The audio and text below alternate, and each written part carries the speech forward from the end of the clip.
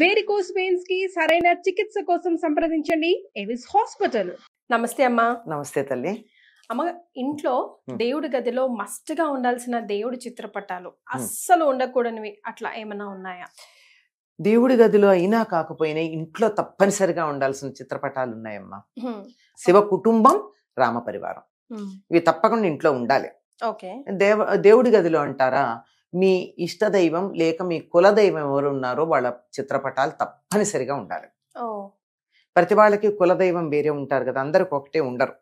ఆ కులదైవం తాలూకు చిత్రపటం ఉండాలి. సాధారణంగా చాలా మంది ఆడవాళ్ళ ఇళ్ళ సాధారణంగా చాలా మంది ఇళ్లల్లో అమ్మాయి అత్తవారింటికి వెళ్ళేటప్పుడు సాంప్రదాయకమైన కుటుంబానికి చెందినటువంటి వాళ్ళు ఒక చిన్న రాయి లాంటిది ఇచ్చి పంపిస్తారు, గౌరీదేవి అన్న పేరుతో. అది పెద్దగా విగ్రహంలాగా కూడా ఉండదు, చిన్నది, అంటే పానవట్టంలాగా అలా అలా అనిపించేట్టు చిన్నది. అది ఆ పరంపరగా ఆ అమ్మాయి మళ్ళీ తన కోడలికి ఇవ్వడం అట్లా జరుగుతూ ఉంటుంది. అంటే గౌరీదేవిని కనుక పూజించినట్టయితే 5వ తనం బాగా ఉంటుంది అని కదా ఆవిడ దానికి కారణం.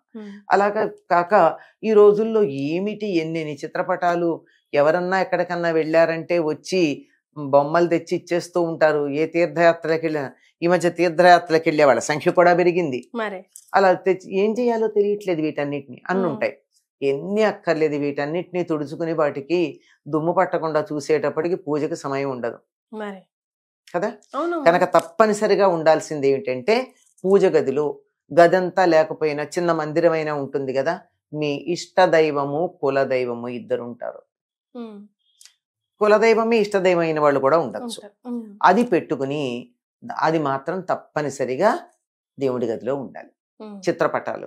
ఇంకా విగ్రహాలు అంటారా, అది వీలైనంత పూజ సావకాశంగా చేయగలిగిన శ్రద్ధ ఓపిక ఉన్నవాళ్ళు మాత్రమే పెట్టుకోవాలి, లేకపోతే అక్కర్లా. చిత్రపటాలు చాలు, ఉంటే పెట్టుకోవచ్చు. రిపీటెడ్ ఫోటోస్, రిపీటెడ్ విగ్రహాలు కూడా ఉండొద్దు అంటారు కదమ్మా. అంటే విసుగు అంతే. అమ్మా ఎన్నెన్ని తుడుస్తాం, ఎన్నెన్ని శుభ్రం చేస్తాం, అందుకనే చెప్పుంటారు. దానికి వెనకాల శాస్త్రీయమైనటువంటి అంశం ఉందో లేదో కానీ తప్పనిసరిగా ఇంట్లో మాత్రం దేవుడి గదిలో అయినా సరే లేకపోతే విడిగానైనా సరే శివ కుటుంబం ఒకటి ఉండాలి. అంటే శివుడు పార్వతి ఒకే ఆసనంలో కూర్చుని ఉంటారు. ఒకవైపు ఏమో ఒళ్ళో వినాయకుడు కూర్చుని ఉంటాడు, ఒకవైపు కుమారస్వామి ఉంటారు. నలుగురు కలిసి ఒకే ఆసనంలో కూర్చుంటారమ్మా. సీటింగ్ ప్రాబ్లం లేదు లేదు కదా. అది కుటుంబ ఐక్యతకి చిహ్నం. శివుణ్ణి ఆది కుటుంబి అంటారు. మొట్టమొదట కుటుంబ వ్యవస్థ ప్రారంభించినటువంటి ఆయన శివుడే. అందుకే ఆది దంపతులుగా శివపార్వతులు అని చెప్తారు. ఒక ఆడపిల్ల కూడా ఉంటే బాగుండేదమ్మా, ఉందనే అంటారు. మరి అంటే వీళ్ళు దేవతలకి సంతానం లేదు కదమ్మా, వీళ్ళు చాలా అపురూపంగా ఎంతో దానికోసం తపస్సులు చేసి అవన్నీ అయ్యాక జన్మించినటువంటి వాళ్ళు కదా. అందులో గణపతి ఎలా జన్మించాడు, ఆ తల్లి కడుపున ఏం పుట్టలేదు ఆయన, ఆవిడ బొమ్మ చేసి ప్రాణం పోసింది. కుమారస్వామి కూడా అంతే, అక్కడ 6 చోట్ల పెరిగి పైకి వచ్చాడు. ఒక గర్భంలో నుంచి జారి పడిపోయిన తర్వాత అందుకని స్కందుడు అని పేరు, జారిపడ్డాడని, గర్భం పతనమైందని. గంగలో ఉన్నాడు గనక గాంగేయుడని, వాయుదేవుడు అంశ ఉంది అందులో, అగ్ని అంశతో ఉన్నాడు గనక ఆగ్నేయుడని, ఆయనకి ఇన్ని పేర్లు. రెల్లు పొదల్లో దొరికాడు గనక శరవణభవుడని, కృత్తికలు పాలిచ్చారు గనక కార్తికేయుడని, 6 మొహాలతో పాలు దాకాడు గనక ఆర్మోగం లేక షణ్ముఖుడని, ఇన్ని పేర్లు ఆయనకి. దేవతా స్త్రీలకు సంతాన యోగ్యత లేదని పార్వతీదేవే శపించింది.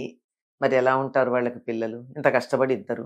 కానీ ఏదో ఒక పురాణంలో శివపార్వతులకు ఒక కుమార్తె ఉందని కూడా చెప్తారు, ఆవిడ పేరు సంతోషి అని. ఆవిడ పేరునే సంతోషి మాత పూజలు చేస్తారని ఏదో ఏదో ఒక పురాణంలో ఉంది మరి అట్లా. కానీ మనకి తెలిసిన ప్రముఖమైనటువంటి పురాణాలు ఎక్కడ ఆ సంగతి లేదు, ఏదో వేరే పురాణాల్లో ఉంటుంది. కనుక పైగా ఇంకోటి ఏమిటంటే, ఇంతమంది ఒక్కచోటే కూర్చుని ఉంటారు. ఈ రోజు మనకు అవసరం అవునా కదా అది.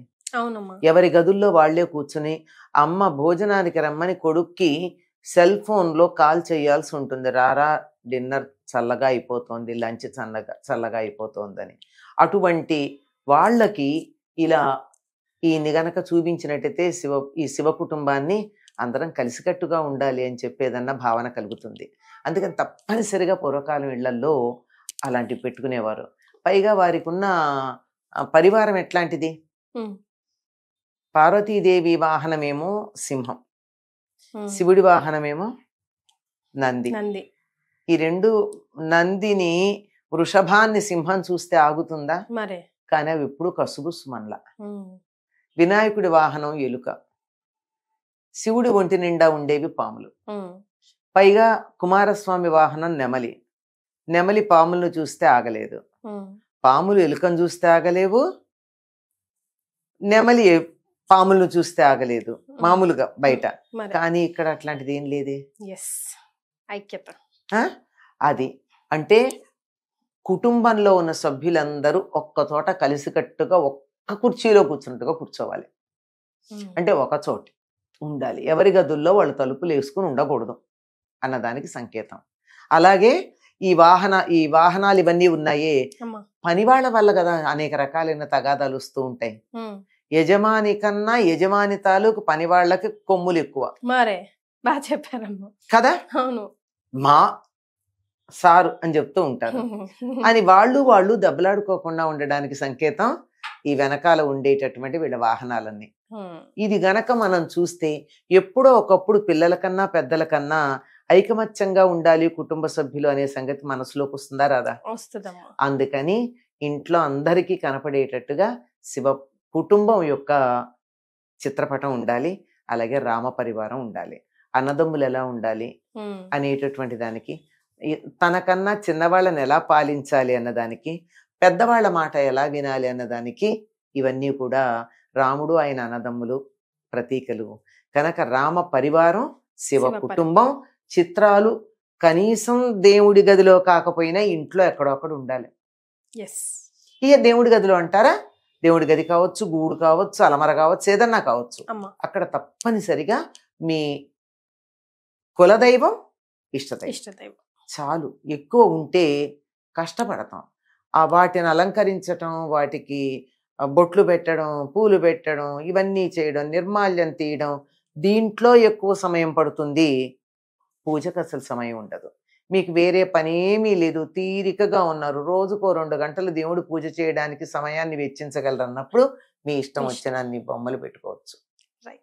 వాటన్నిటిని రోజు తుడుచుకోండి, బొట్లు పెట్టండి, పూలు పెట్టండి, అలంకారం చేయండి. నిన్నటివన్నీ తీయడానికి 1 గంట. అందుకని ఇది మాత్రం చాలా ప్రధానం అమ్మ. పిల్లలు భయపడుతుంటే మాత్రం హనుమంతుడి ఫోటో పెడితే చాలు. అది రామ పరివారంలో ఉన్న హనుమంతుడిని చూపించినా చాలు.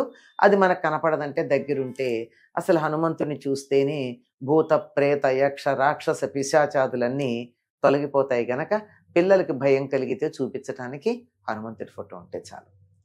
సింపుల్. చాలా సంతోషం అమ్మ, ధన్యవాదాలు.